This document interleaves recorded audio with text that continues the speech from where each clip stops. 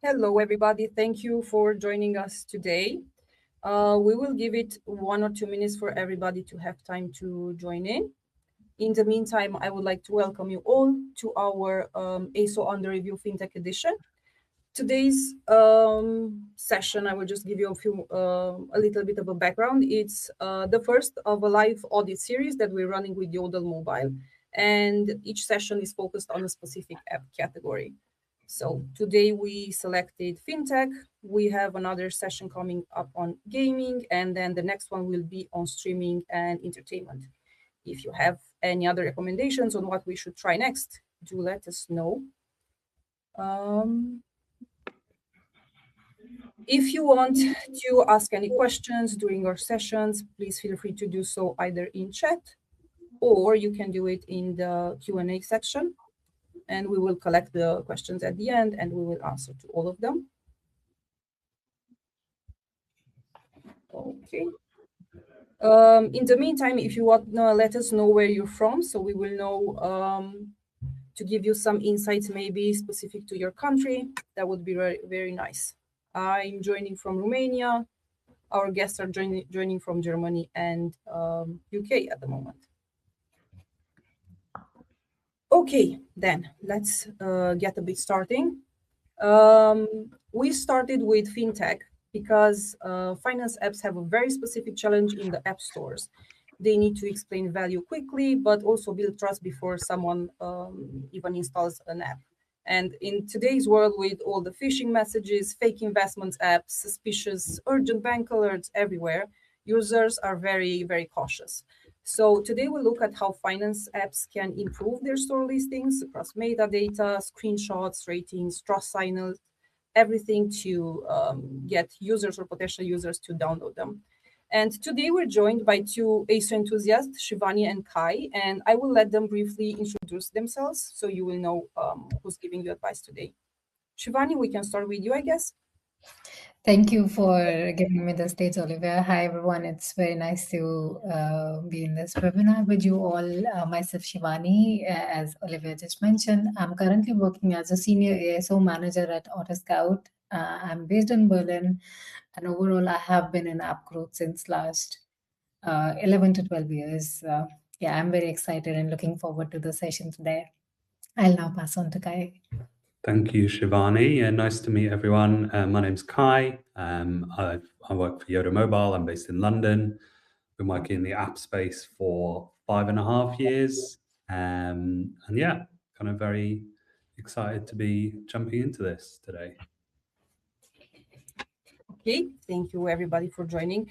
We'll go through the selected app first, and then if you have any questions along the conversation, please drop them in the chat. If we feel they're appropriate to be handled right then, we will answer on the spot. If not, we will leave them to the end of the session where we'll have a little Q&A. Don't be shy to ask any questions. There are no question can be too basic. ASO has enough acronyms already, so we don't need to make it more mysterious. So whatever questions you have, that's why we have the experts to respond to you. Okay, with that, let's jump to the first app that we selected for today, and I will let Kai start with the presentation that he prepared. Nice, thank you, Olivia. Yeah, so the first app we selected today is Copilot Money, which for anyone who's not familiar, it's an AI-powered personal finance and budgeting app that brings kind of all accounts, all financial, ongoings into one kind of unified dashboard. The initial feel of the brand is quite premium and trusted, but from our audit findings, we feel that the next ASO opportunity here is actually about making users feel more reassured, more in control, and kind of more confident from that initial first impression. And the reason this matters is, users spend not a lot of time on the App Store before deciding to download an app. And particularly when it comes to something as sensitive as finance or banking or your own personal money, people aren't just choosing based on how good an app looks. They want to be able to trust an app, and they want confidence in what is quite a sensitive topic. So if you jump to the next slide, please. from kind of experiencing a lot of finance apps and running a lot of ASO audits in the past, I've kind of learned that people don't download finance apps because they want more dashboards, graphs, or data. They actually download their new finance app because they want to feel certain things. They want to be less anxious about their finances with a clearer view of what's going on with their money. They want to feel more in control, whether that's confidence in spending, budget, saving, or a combination of all three.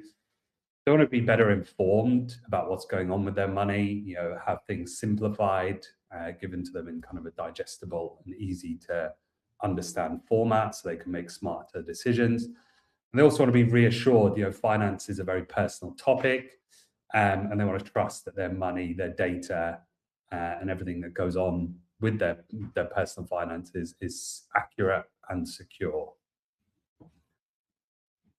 So if we jump to the next slide. So I think a big part of building on that is sentiment analysis, which is a really fundamental part of ASO at the moment. It's how people perceive the app, how people kind of feel about the app, and then subsequently how they feel when they leave a review or a rating. And more AI is coming into that. So AI is actually kind of looking at reviews from a bigger picture and then kind of aggregating them. And I'm an Android user, and there's been very recent new updates where Gemini is actually just summarizing overall user sentiment. So sentiment and the reviews and ratings of your app are more important than ever, basically. So when I looked at the sentiment analysis for Copilot Money, there was strong positive sentiment around the branding.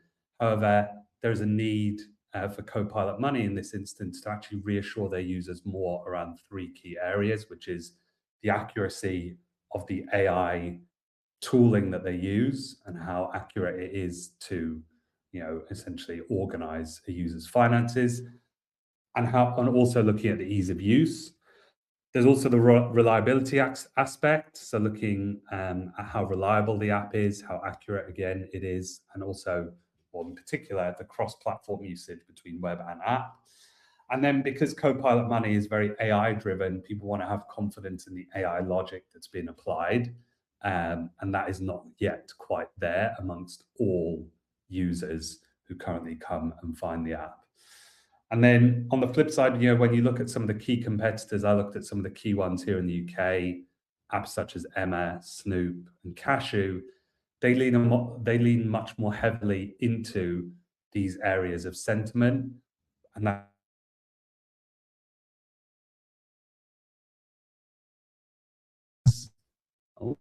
personalization and approachable language as well. So you can see with examples there from all three, how they are using the creative to reinforce these positive areas of user sentiment. Next slide, please. Cool. And then the next bit that I wanted to delve a bit deeper into is the creative and the creative analysis. I think from looking at the current screenshots, there are some obvious areas for further optimization. I think initially for me, looking at this app, my first thought was kind of cognitive overload. There's a lot going on these screenshots. They show a lot of product depth, but they show it all at once. And that includes charts, transactions, budgets, categories. That does prove that the product is capable, but it also increases kind of the cognitive load. And when a user takes only kind of 5 to 7 seconds before downloading an app, that's a lot of information being thrown out all at once. The second is kind of the weak or weaker, in comparison to competitors, emotional positioning. The screenshots do communicate features, but they do that before actually presenting the emotional outcomes. Apps such as Emma, which is a big one here in the UK, they follow a very tried and tested and proven structure, which is where they present the outcome, then the benefit, and then proof. And that structure actually lends itself very nicely to converting a new potential user very quickly and very efficiently. And then the third one, this is just a personal thing, but after fielding this personal thought to a number of people, the overall opinion was quite clear. I think the visual creative, it does have a lot of similarity to investing products. If I look at these creatives, my first thought was actually trading 212. And that does have the potential to create positioning confusion. I think using maybe lighter colors, brighter or more approachable colors, which are more common in the budgeting side of the finance sector, could help negate positioning confusion. And then also the prominence of things like graphs and charts, it does lend itself more towards investing as opposed to budgeting. Cool. And then for the final segment, I wanted to do a bit of a dive behind the scenes. So I leveraged some of the tools that we have at our disposal, and I looked at things like the keyword performance, the metadata, and kind of the cadence of updates and tests. So in the last 6 months, Copilot Money's keyword performance has been dropping slightly. So the number of ranked keywords has dropped by 64 in total. But importantly, almost 50% of those are in the ranking positions 1 to 10, i.e. the positions that people spend time in before downloading an app. And that's corresponded to a drop in App Store visibility of around 25% in 2026. So there is need for further metadata optimization, keyword testing, keyword improvement in order to boost Copilot Money's visibility and keyword ranking in those high ranking positions. And if you do look at some of the top ranked keywords, they are primarily related to the brand and AI, but the volume, i.e. the number of people who search those terms, is not that high. I think Copilot Money, it can't be helped, but they do obviously share their name with the Microsoft tool that's obviously a rival to ChatGPT, Claude, etc. So a lot of people searching for Copilot, whilst this app may appear quite high in those search results, it won't then convert to a lot of installs because people were never looking for this app in the first place. So what could be done is potential optimization towards more generic keywords, more diversification away from the brand and away from the AI aspect into more terms around what people are actually searching for, which is, best budgeting app, best AI budgeting app, things like that. And then lastly, I looked at kind of the ongoing A/B tests. And my kind of feel was that too much is being tested. So I've highlighted a test here on the screen, test A versus test B. I think testing the layout, the social proof, the in-app UX and UI, and a user quote all at once, it will be very hard to identify which one of those variables is actually the one that's driving an uplift in conversion. So I think our recommendation based on decades worth of experience is always going to be isolate maybe a single variable, test, get the results, and then iterate further from there. And yeah, that's kind of it for Copilot Money. I think in conclusion, ASO is good, but there's definitely room for improvement, which we've obviously highlighted here. Cool. Next slide. And then for the second app that I wanted to look at, it's Western Union. I'm sure everyone here probably knows Western Union. And again, they're a very good or a very interesting app to look at because they've got brand dominance or near brand dominance pretty much across the globe. And that's backed by very strong ASO foundations.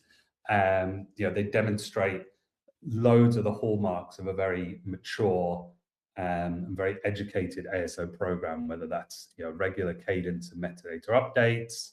They're always testing. They're always looking to move the needle on conversion, and they're always doing a lot when it comes to localization as well, which I'm sure Shivani can add to. So myself being in the UK, her being in Germany, we actually saw different things, different cultures, different currencies on the screenshots when we were researching this. If you jump to the next slide, please. When we look at testing, one thing I really liked with what Western Union were doing was how they appeared to be focusing on isolating and validating some individual conversion drivers. They don't test all at once. They isolate, in this case, 5 key pillars that are probably key to kind of business growth, which are social proof, human imagery, value propositions, pricing, and trust. That does suggest to me that ASO is very much a growth channel for them, rather than being like a one-off. Oh, let's try ASO. If I was to kind of get a bit more insight into Western Union, I'd place a strong bet on the fact that ASO is a big growth channel for them. Next slide. So then if we look kind of a bit further into their conversion strategy, we can see it's actually very closely aligned to what the users are saying, so user sentiment. There's very strong alignment between things like user reviews, the store messaging, and the creative assets. And it's clear that, by replying and responding to reviews, they're even quite proactive on the Western Union subreddit or, things like that. It's clear that there's a lot of synchronization between user sentiment and reflecting that across the places on the App Store listing that help optimize conversion. So they do a lot in reinforcing these positive user themes like trust, security, reliability. And as such, the current screenshots heavily feature a lot of human imagery, a lot of family-orientated scenarios, real-world moments, even things like Trustpilot ratings. They're all heavily featured, and that's because they know from looking at user sentiment, these are things that create positive brand interactions or brand engagement moments with Western Union. And then doing a slightly deeper dive onto the kind of keyword and metadata performance on Android and iOS. I'll start with Android as an Android user. I think visibility in 2026 has been pretty good for Western Union. It is obviously very reliant on the brand equity. They don't get too much in the way of growth from other apps. So, people looking for an alternative to, Wise or whatever.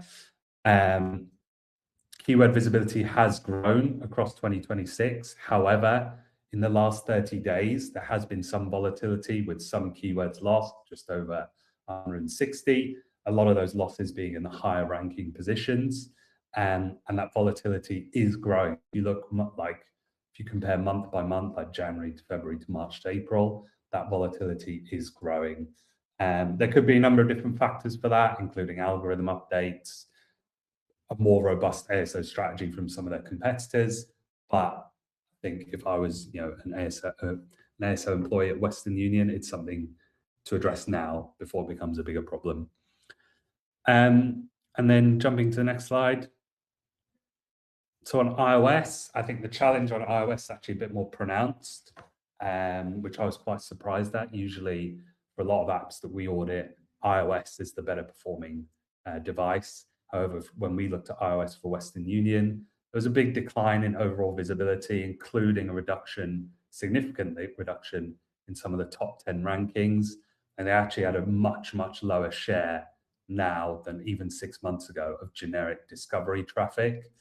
The strongest performance for Western Union remains brand related, and they are losing a lot in the way of more generic search terms where people aren't tied to a brand, but they do have clear intent, whether it's to send money abroad, transfer money, looking at country to country transfer searches. So that to me signifies high intent that Western Union are missing out on through a less than ideal or less than optimized ASO strategy. And then if you jump to the next slide, I think the main opportunity for Western Union, we've seen that they're doing a lot of good things well. But for me, I would say the main opportunity is to actually expand beyond brand-led discovery. Creative is great. And we can see they're doing a lot there. However, I think optimizing some of their keywords and metadata towards more country-specific intent, so send money to India, Nigeria, Philippines, and also more outcome-led messaging So, fast transfers, cheaper transfers, track your transfers, things where if someone's actually searching for these, they have an intent, they have a need, and they have that quite immediately as well. I think Western Union could do a lot better in terms of optimizing for these more generic but high intent search terms. Cool. And that is it from me. I think, Shivani, you wanted to just add a tiny bit more on Western Union when it comes to localization, and then I'll hand over to you. Yeah, thank you, Kai. I think so. What I observed Western Union doing in terms of localization, it really stood out because they have paid attention to the community which is more prominent in a given country. For example, in UK, so we have right in front of us a slide where we are talking about country-specific intent, like send money to India, send money to Pakistan, or transfer money to Nigeria. However, when I look at this from Germany, for Germany, it's more of sending money to Turkey or sending money to Arab countries. So the intent is changing from one country to another. So it's very important to pay attention to users' intent when localizing for a given country. And if maybe we can, from wherever you are based, if you just look at Western Union store listings on your device, you will notice that maybe Olivia, we can go a few slides back where we are looking at the Western Union screenshots, so audience will know better. One slide, yeah. So on the second slide, you will see a lot of different flags from different countries, and if you will notice that India is one of the countries which is more prominently highlighted. I believe that there's another set. Sorry for back and forth, Olivia. If you could just go forward by 2 slides. Yeah, so in this slide, if you notice in the second slide, US dollar, US flag India and Pakistan flags are more prominently highlighted. So this indicates that the users from the UK, they are more likely to send money in these countries, whereas in Germany, if you're based in Germany, you can check it on your phone as well, that the flags that are highlighted by Western Union, they are more from Turkish or Arab countries.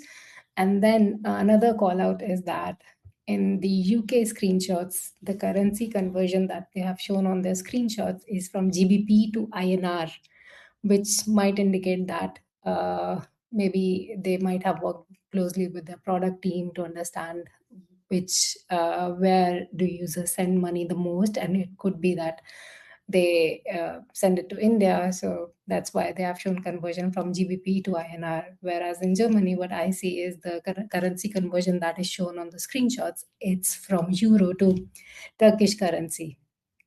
So yeah, it's just important to understand the cultural nuances and also overall user behavior on a country level, and then work on your screenshots based on that to make the most impact.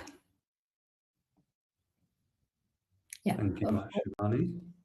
I'll hand over to you again now for your audit.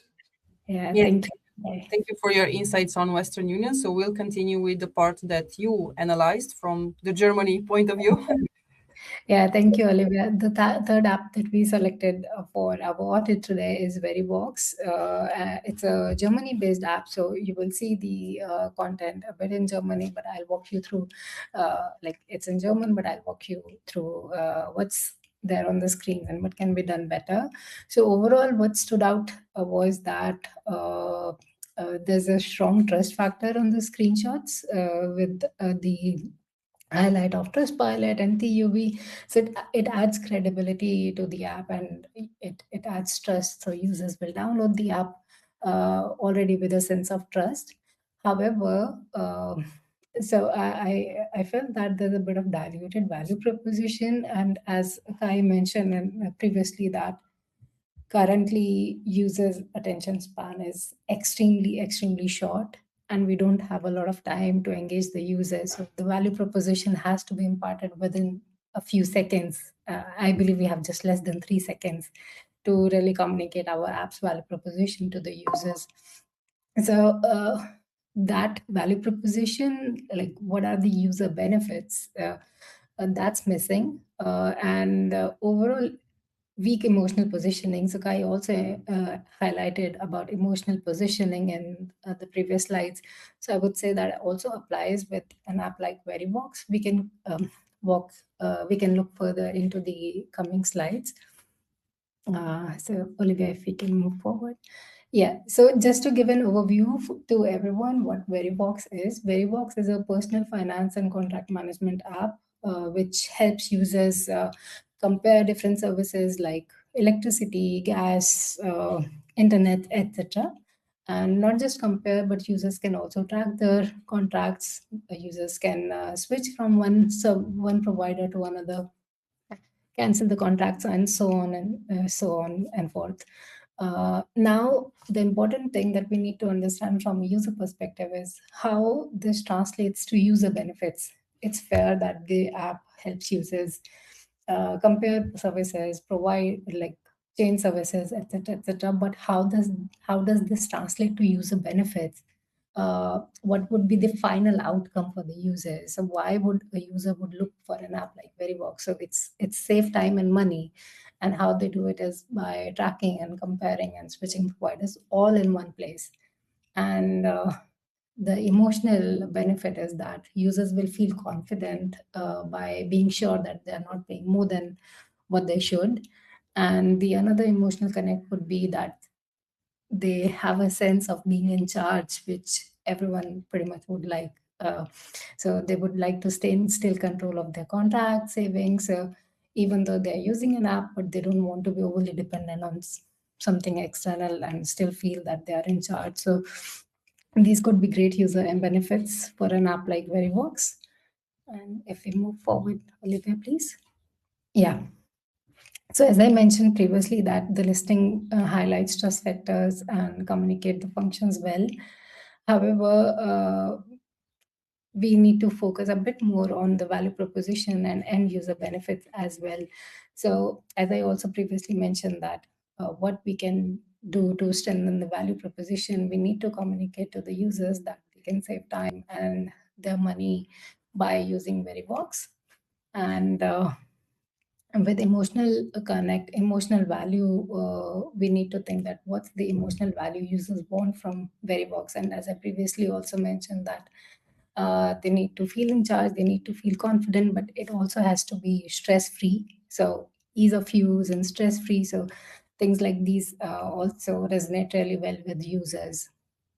And the third thing is, on the second screenshot here, we have highlighted a lot of services which are available in the app, which is great. But then, as we discussed previously, that users don't have a long attention span and they don't want to spend time in understanding what all services an app is providing. So it would be worth working with the product team to understand which of the services are the most sought after services, uh, which are high intent categories, like maybe it could be electricity or internet or any insurances. So you can try highlighting those in the screenshots. So maybe popping them out or maybe just focusing on them. Yeah, I believe we can A/B test with highlighting different services and different styles. So that could be one way to go. And then moving forward. Yeah, so overall, I think the opportunity with Verivox is that we we should make the value proposition impossible to miss, in a sense that show the benefit first and then explain how the app delivers it. So I added here some messaging examples just for inspiration. So for example, the first one that we have here is save time and money, which is the clear user benefit. So for example, what like we talked about this previously, that what's the end goal that users want to achieve. Yeah, so we can say save time and money and then move on to the functional messaging, which says track, compare, and switch providers in one place. And then the second one could be that be sure that you are not paying more than necessary. So it already creates a sense of confidence for the users. And the third one is focusing more on staying in control. So I believe that we can test different messaging options and go with what works best. And yeah, overall, we just need to find the value proposition or the connect with the users that works the best in terms of conversion rate. And then yeah, just to summarize all my slides in one sentence, I would say that in addition to the trust factor, so while still keeping it, it would be also worth highlighting user benefits and the emotional connect. So you can work on improving your conversion rate.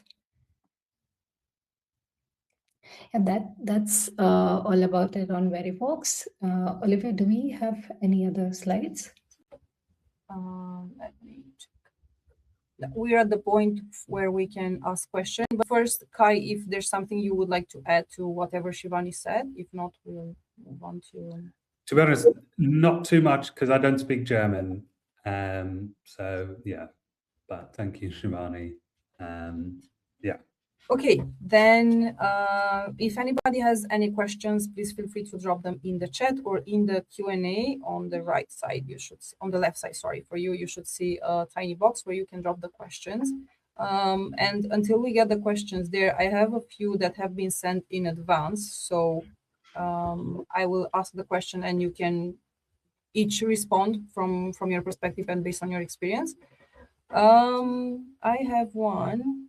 I'm guessing it's somebody who is trying to do their own audit on their app, or it's at the beginning. So the question was, what's the first thing you look at when auditing a FinTech app store listing? So what should they be looking for if they want to, let's say, do an internal audit on everything they've posted so far, so they will know how to decide what to change?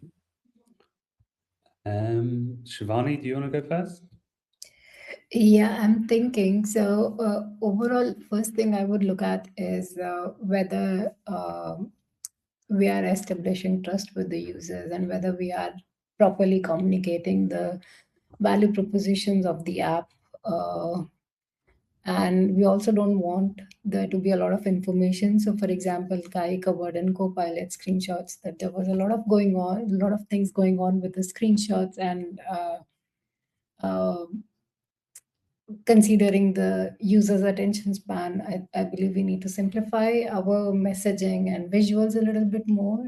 And yeah, as I said, that we need to establish trust because it's the most important thing for apps like FinTech. Users want to use apps which are trustworthy, and they also want to know, or they also want to see what would be in it for them if they end up using the app. So maybe they would save more time, or maybe it will be easier for them to invest, or maybe they'll get higher interest or better conversion rates. So it has to be clear upfront.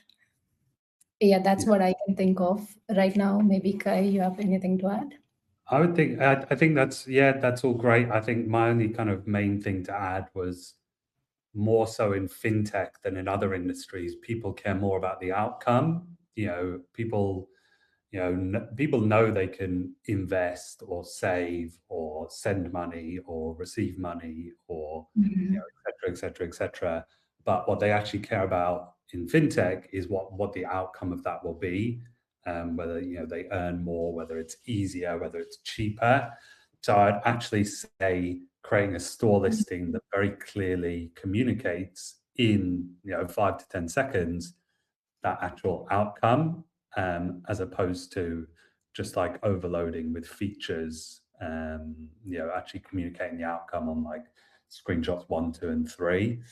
And then I would also add potentially looking at keyword visibility, because yes, you have some big players in FinTech, but I would argue a lot of the searches that happen in the App Store or on LLMs or whatever, they are a lot. They're very generic driven. That people are looking, instead of searching for a brand, they're looking for the best way to invest or best way to send money. So there's no brand affinity yet. So optimizing your keywords for your keywords and metadata for more generic search. So those would be kind of my two things I would immediately look at. Yeah, and also just wanted to add to what Guy added, that it's also important for us to localize the app for markets. To otherwise, we are missing out on a lot of opportunity to resonate properly with the users. So localization is also very important aspect.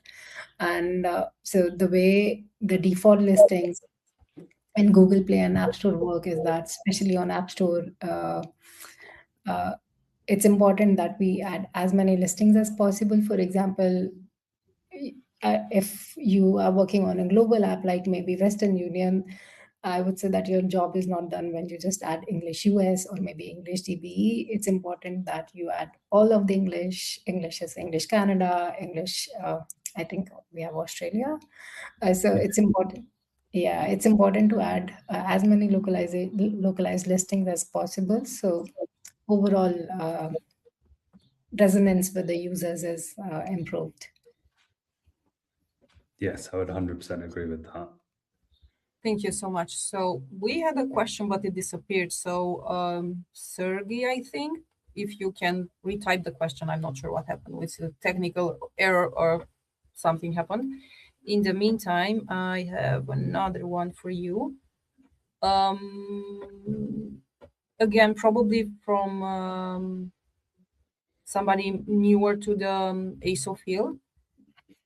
What would be one small, not necessarily one small ASO change a finance app team could make this week? So something very practical that they can just start to get a little bit of boost on working. I would say, having looked at Copilot Money and then kind of those three subsequent competitors, I would say probably reviewing your title, subtitle, or short description, and actually just your first screenshot.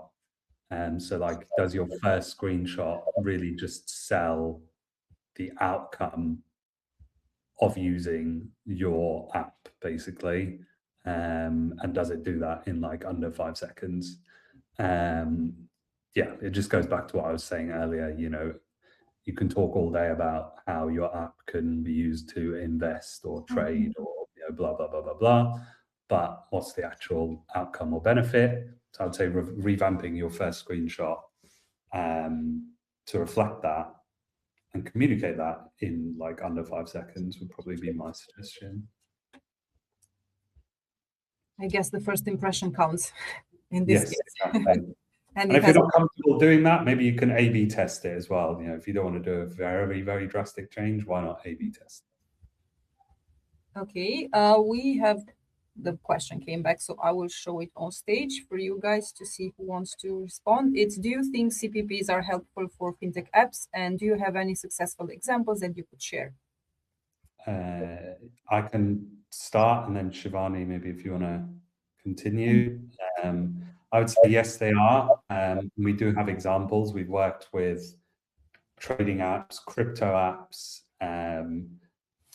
investing apps, all of which have used kind of CPPs. And the reason that they are beneficial and helpful is because the way in which, you know, someone in the UK interacts with finances is going to be different to the way in which someone in, I don't know, Germany, America, India, Malaysia, you know, you can pick any country, and the way in which someone cares or interacts with their finances or even how much they earn is all going to be different. So CPPs are great for kind of segmenting your audience by country, because when it comes to finances, it's very, very different depending on where you are. And yes, we do have some examples I can share after this as well. We've got a really great case study where we worked with a crypto app, and we actually looked at, you know, country by country, what are some of the, you know, what are the most popular coins? Everyone talks about Bitcoin, but actually in some countries, they care more about things like Ethereum or, you know, I actually can't, I'm not very big into crypto, so I can't name another coin. right now off the top of my head, but you get the idea, hopefully. Shivani, I don't know if you wanted to add to that. You pretty much said it all, Kai. I would also maybe consider CPPs for competitors, not in an aggressive way, but in a softer way. So, what might work when setting up competitor CPP? So, overall, what you want to do is you want to communicate to users that your platform is better, you users trust your app more as compared to your competitors' app. So what you can do in terms of competitor CPPs is you can maybe highlight some user reviews in your screenshots because that resonates really well with users and indicates that if other users are experiencing having good experience with this app, then it will be the same for us. Or maybe you can include some trust elements or some ratings from the stores, etc. So overall, working on establishing trust with competitors, CPs also works really well. Yes, I would 100% agree on that. And actually, my final point, just to kind of add, is actually just around compliance. Because I was just remembering a blog that I wrote maybe about a year or so ago. But FCA compliance here in the UK versus GDPR or whatever, it's all going to be different. So a CPP can help to kind of segment just from a compliance perspective. People in India, for example, aren't going to, being FCA UK compliant doesn't really mean anything, or might not mean as much to someone in India as it does to the UK. So CPP can help there by kind of just showing what needs to be showed and kind of removing what doesn't for that specific country or user segment. Cool. Thank you for the question and thank you for the answers, Kai and Shivani. I have one more, and I guess after that we'll wrap up if there are no more questions. How should finance apps use reviews as part of their ASO strategy? I can give the first take on this one, as reviews is something that we do, and then if you feel like you can add something from your perspective. So you should look at reviews as basically a focus group that you didn't have to recruit for. They are already there. They provide you information about how to build trust, what bothers people, what breaks trust, what language or all the users already use to describe the value that they're providing.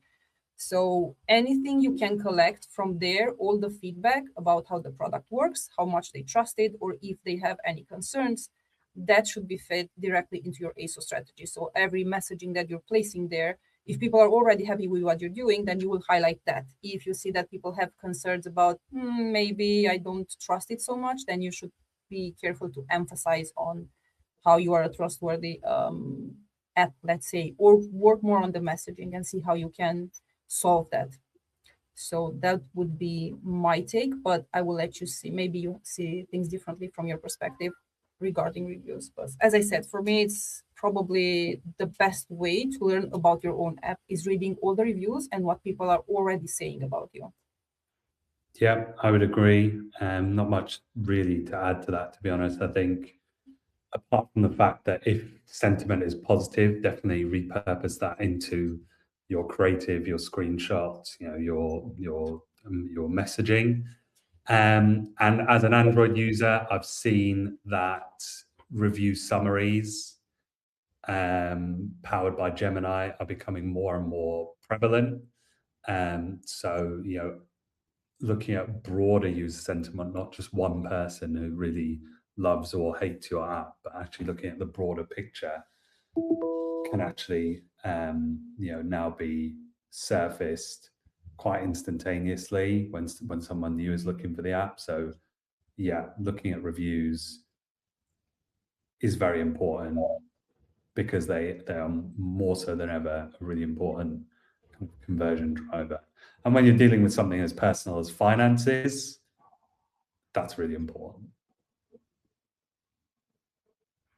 Okay, Shivani, if you want to add something to this question or to the overall, maybe you remember something that you should have mentioned and you didn't. Yeah, you both pretty much covered everything in terms of reviews, but I would also use the reviews to optimize our store listings. So if we have, let's say, some good 5-star reviews with some good sentiment, maybe we can add those in long descriptions, or I would also highlight them on the store screenshots. As I also mentioned previously, that it creates a sense that if this app is working well for other users, then it's going to work for us. So for me and like my team, they have worked well. So yeah, it's also worth testing that out. Okay, Yeah. thank you. We don't have any more questions, so we'll stop here, I guess. We will do a blog recap of this conversation. In the meantime, if we figure that we didn't cover something, or if you feel like we didn't cover something and we should have mentioned here, feel free to reach out to us. And I will also share the details if you want to reach out to Kai and Shivani and ask for their advice on something. They are open to discussing with you. You can also find them on LinkedIn.